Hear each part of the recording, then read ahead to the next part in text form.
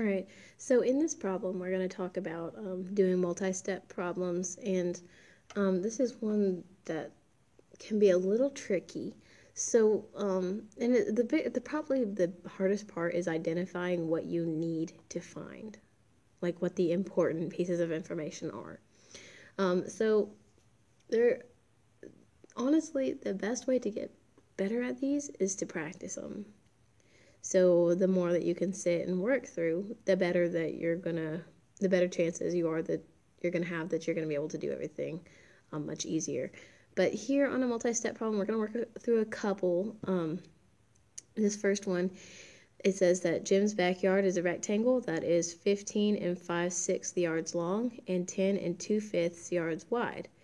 Jim buys sod in pieces that are 1 1/3 yards long and 1 1/3 yards wide. How many pieces of sod will Jim need to buy to cover his backyard with sod? So in this problem, we're talking about a backyard. And I'm just going to kind of draw a really rough backyard here. So here we're saying that it is 15 and 5/6 yards long, and then we're talking about 10 and 2/5 yards wide. That's really rough, guys, but that's about the best I can do right now.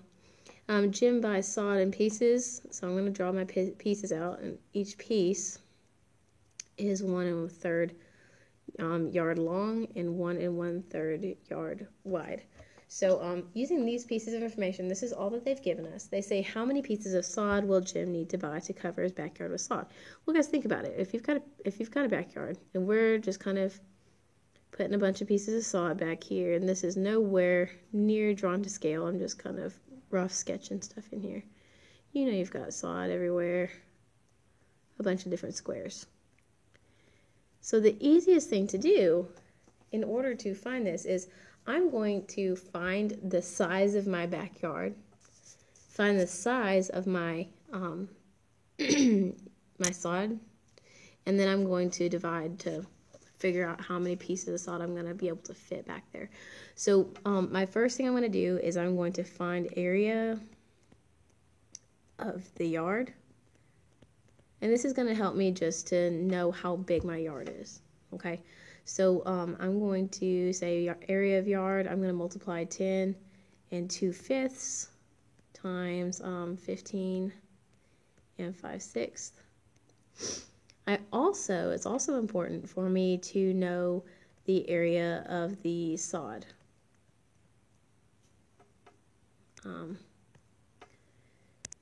Of sod, and that's going to be 1 1/3 times 1 1/3, if I can write. Okay. Like I said, these are both very important pieces of our information. Sorry about that. So the first thing I want to do is find the area of the yard. In order to do this, before I can multiply these mixed numbers, I need to change them over to improper fractions. So I'm going to be thinking of 5 times 10 is going to give me 50, plus 2 is going to give me 52, over 5, that's not changing. 6 times 15, now this may be something that you don't necessarily know off the top of your head, so maybe go over to your scratch work and say 15 times 6. 6 times 5 is going to give you 30. 6 times 1 is going to give you 6. Plus the 3 is going to give you 90. So 90 plus 5 is going to give you 95 on top over 6. So now we want to multiply. And before we do anything crazy and get massive big numbers, I'm going to go ahead and see if I can cross cancel. With this 5 and this 95, any number that ends in 5 or 0 can be divided by 5. So I'm going to go ahead and do that. Divide by 5. 5 divided by 5 gives me 1. 95 divided by 5 is going to give me 19. And then here with my 6 and my 52, I think it's just going to be 2 that will go into both of these. So 2 goes into 6 3 times, and 2 goes into 52, let's see, 26 times. Okay. Now that I've simplified, I'm going to multiply across the top and across the bottom. So, and again, I don't know what 26 times 19 is just out of the top of my head. So I'm going to say 26 times 19 over here on the side. 9 times 6 is going to give me 54. 9 times 2 is giving me 18, plus 5 gives me 23. And then we get 6 and 2. Okay, then add these 4, 9, 4. So I get 494 over 3.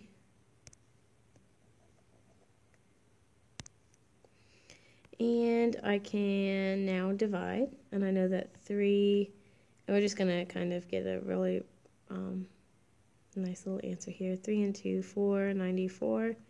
3 goes into 4 one time. 1 times 3 gives me 3. 3 goes into 19 6 times. 6 times 19, or 6 times 3 is 18, sorry. I get 1, bring down the 4. 3 goes into 14. 4 times. So we have 2 left over.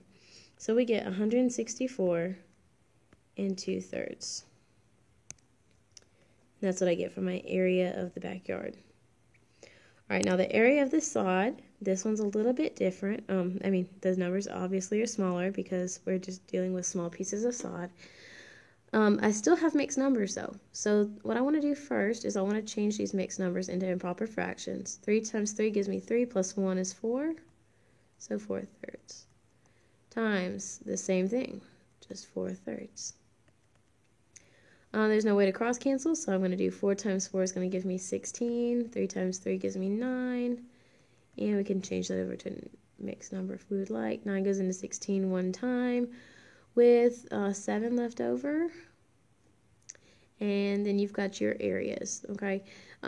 So it's a lot of messy work, and this is why it's multi-step, is because we've got all these steps. I've got the step to find the area of my yard. I've got the step to find the area of the sod. And now I've got to put these steps together. So down here, now that I have all these values, and I'm going to kind of separate these out so that we can see. But I've got my area of the yard, area of the sod. Now I'm going to take these and put them together. So I'm going to say the area of my yard, which was 164 and 2/3, and I'm going to divide this by 1 7/9.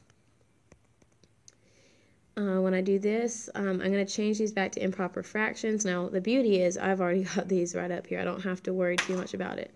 I already have 494 over 3, and I can say divided by, here, 16 over 9. So I didn't really have to do any extra work because I already had it above. Okay. Now I want to see if I can cross cancel. Well, hold on, gotta make this multiplying before I can do that. So take my fraction, leave my first fraction alone. Then I can say I'm multiplying by 9 over 16, that reciprocal. And I don't think my thing's going to scroll down any further than it already has. Nope. So, we want to see if we can cross cancel now that we have this way. I know that 3 can go into both 3 and 9. It goes into 3 one time, and it goes into 9 3 times. Now, I know that these are both even, that they can both be divided by 2. 4 is a little bit different. It's a little harder to tell. And I'm going to go ahead and just start off with 2 and see how that does for me. So I'm going to divide by 2, and I'm going to get 8 down here. This I'm going to get, 2 into 494. 2 goes into 4 2 times. I get 4, and I subtract. Bring down my 9 and my 4. 2 goes into 9. It's going to go into that, what is going to go into that? 4 times. 8. Subtract here, get 1 and 4, 2 goes into 14, 7 times. So I am going to end up having here 247.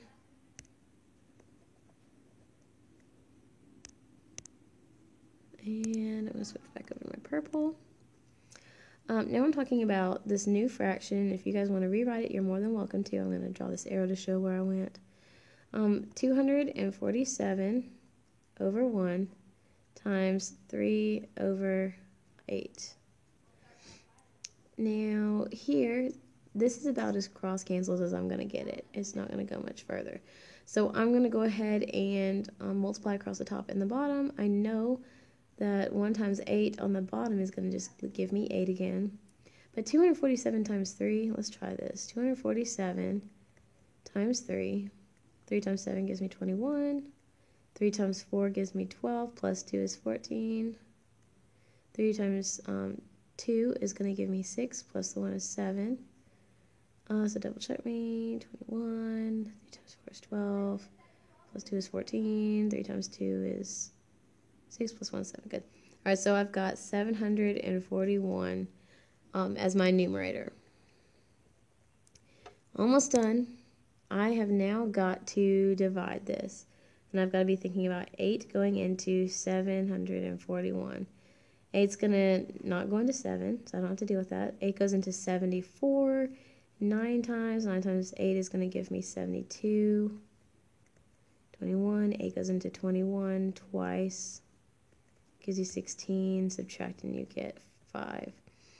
So here we get 92 and 5/8 as our pieces of sod. Now, what the question has asked for, it says, how many pieces of sod will Jim need to buy to cover his backyard with sod? So we need 92 and 5/8, but the store, if we go to the store, they're not going to let us buy 5/8 of a square of sod. So what we're going to have to do is just round up to the next number, and we know that we're going to have to get 93 pieces of sod. Okay, so 93 pieces. All right, so I know this is a long problem. It's a mess. A lot of stuff to go on, going on here. But really, guys, notice the things that seem important to you. I mean, they've given you all these dimensions. Go ahead and draw a picture. Tell me what you can tell me with those numbers. Most of the time, I mean, whatever you see that looks like it's going to be important is going to be important. So if they've given us a length and a width, they're probably going to want us to find an area. Okay, that's just what my brain goes to. And so if you find the area of the yard, find the area of the sod, we were able to just divide those things and get our answer. So 3 steps in this one. Again, that's why it's called multi-step. Now we do have another one over here, and we'll go through this really quick, okay? So Eva wants to make 2 pieces of pottery. She needs 3/5 pounds of clay for 1 piece and 7/10 of a pound of clay for the other piece. She has 3 bags of clay that weigh 45 pounds each. How many bags of clay will Eva need to make both pieces of pottery? And how many pounds of clay will she have left over? So we need to figure out, notice here, it says, look at our question. This is all information up here until we get down here to this right here. How many bags of clay will Eva need to make both pieces of pottery? So we're going to have to focus on bags. We know she has 3 bags, and they weigh 4/5 of a pound. So maybe it's important to know how much clay you actually have. Eva has 3 bags of clay, and they each bag is 4/5 of a pound. So maybe it's important to know how much clay. So I'm going to write that down.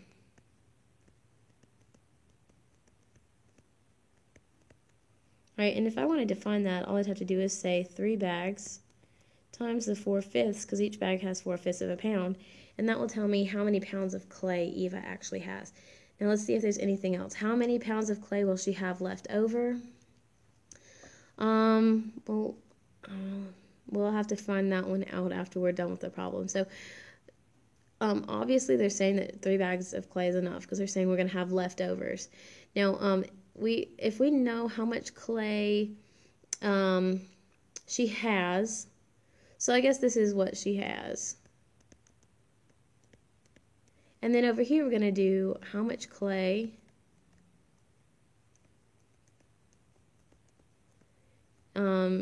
she needs.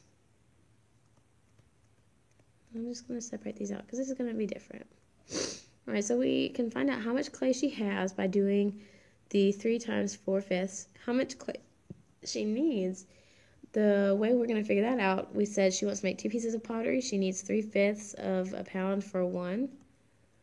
So I'm going to write that down, 3/5 of a pound for one, and 7/10 of a pound for another. So if I add these together, it'll tell me how much I need total. Okay. So let's work these 2 things out and get little answers, and then we'll see how we can use this information in order to find our answer. So if I'm going to work this first one first, if I want to multiply these, I need to go ahead and rewrite 3 as 3/1, and then we have times 4/5. This is not going to simplify or cross cancel at all, so I'm just going to multiply. 3 times 4 is going to give me 12. 1 times 5 gives me 5. And I'm just going to leave it in that form for right now. I mean, you can go ahead and change it over to a mixed number if you really want to. You would have 2 2/5. Here I've got 2 fractions that are being added. In order to add fractions, the big thing that I need to do is get a common denominator. Now here I can easily make 5 into 10 just by multiplying by 2. And if I do that on the bottom, I've got to do it on the top as well. Here, I'm going to have 2 times 3 gives me 6, 2 times 5 gives me 10, plus 7/10. 6 plus 7 is going to give me 13/10. So if I wanted to write that as a mixed number, I could. I'd have 1 3/10. Okay. So, again, let's recap on what this has told us. We know that she has 2 2/5 pounds of clay, and she needs only 1 3/10 pounds. And so the first one says, how many bags of clay will Eva need to make both pieces of pottery? So if I know that each bag has 4/5 of a pound, I can figure out how many bags she's going to need by taking my clay that she needs. So I'm going to figure out my first question. I said, how many bags? I'm going to answer this first one. How many bags will Eva, can't spell, Eva need? That's what I'm going to work on right first. So I'm going to take the amount of clay that she needs, which is 1 3/10 pounds, and I'm going to actually divide this up by the amount that's in each bag, and that will tell me how many bags she's actually going to need. And when we said that was 4/5 of a pound. So here, again, I want to change everything to improper fractions before I do anything crazy.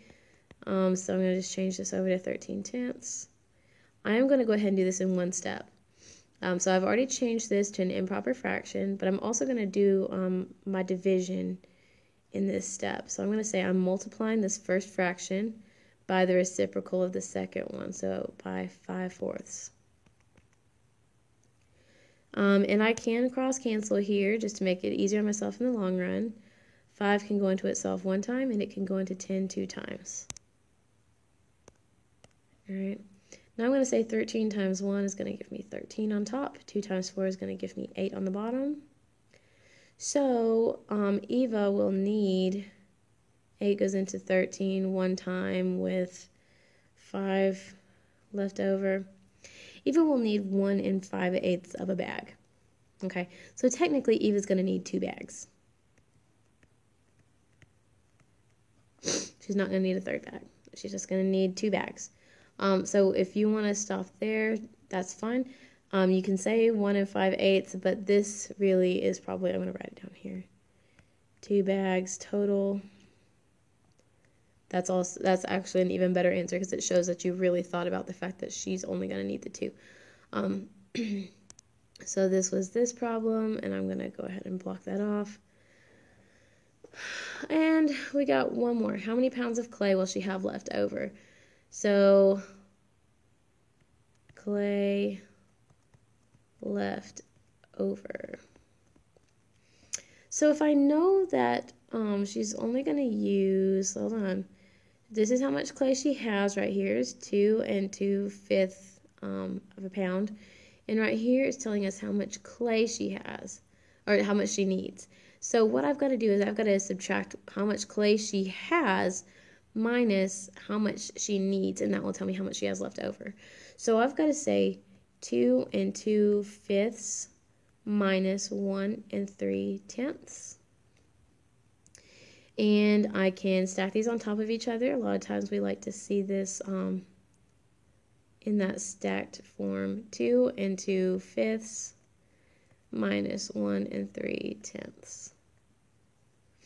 That's a lot prettier to most of us. Now, remember, before you can subtract, we've got to get a common denominator. In order to do that, I'm just going to multiply top and bottom here by 2, and I should get a denominator of 10. And I'm just going to rewrite my problem. I'm going to just write it in red so you can see it. Got a lot of purple on here. So I'm going to rewrite this, and I'm still going to have 2 as my big number. 2 times 2 is going to give me 4. 5 times 2 is going to give me 10. And I still got 1 3/10. So when I subtract these, I'm going to be thinking 4 minus 3 is going to give me 1/10. 2 minus 1 is going to give me 1. And there's my answer. I will have left over 1 1/10 of a pound. All right. So this one had a bunch of pieces. I gave you a lot of information. It wanted you to find 2 very different things. So just make sure that these things kind of make sense. And I know that my work is a mess, but I only have so much room on the screen. And so I tried to fit it all on here, okay? But, rewind the video. If you had trouble with one specific part, rewind the video, stop, look at that part, okay? Remember that you've got to identify the 2 things that they ask for. How many bags of clay she's going to need, and how many pounds of clay will she have left over when she's done. Those 2 are very important things. Those are what you are looking for. So make sure that you note them. And if you're struggling with some of these word problems, my tip to you is just to, you can skim through this top part where it gives you information. So between here and here, skim through that. Say, okay, I'm going to read through this really quick, but I really need to get to the question part. The question part is where I need to focus.